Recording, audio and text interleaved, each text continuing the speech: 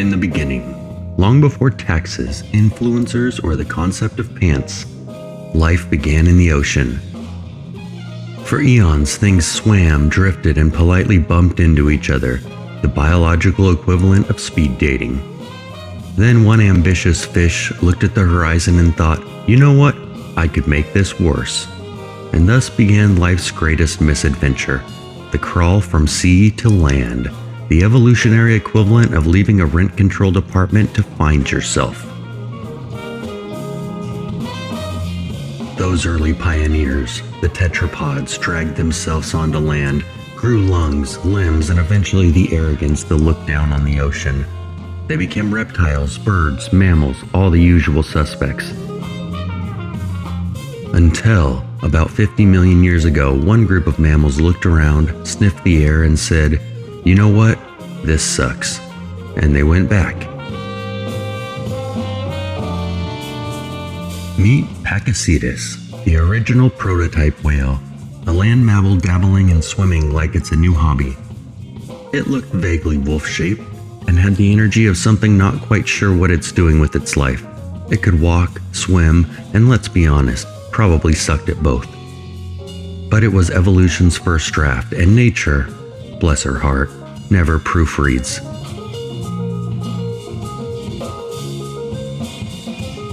Next came Ambulocetus, the walking whale.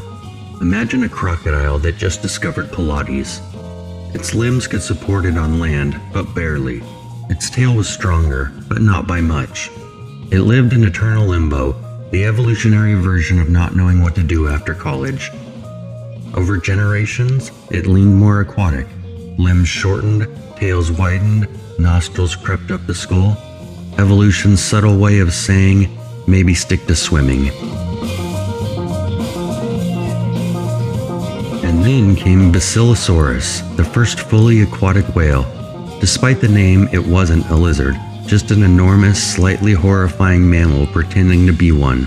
It reached 60 feet long, nature's lifted truck overcompensation phase, but it still had tiny hind legs, vestigial reminders of its land-loving past, like evolution's version of that one box of keepsakes you refused to throw away.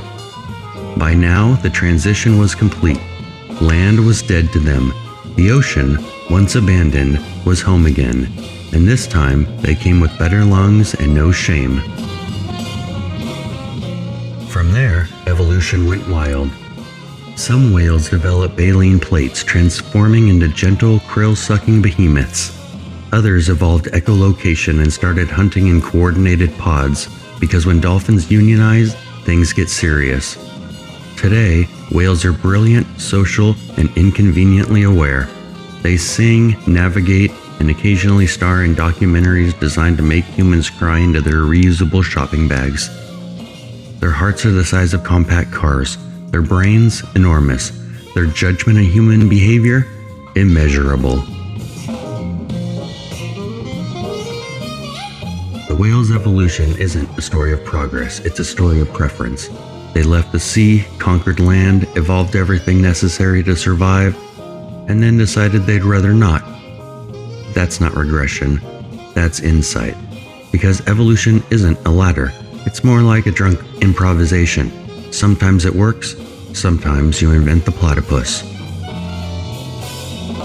So when you see a whale breach, remember, you're witnessing 50 million years of trial, error, and exquisite backpedaling.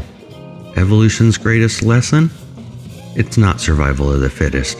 It's survival of the ones who know when to leave the party.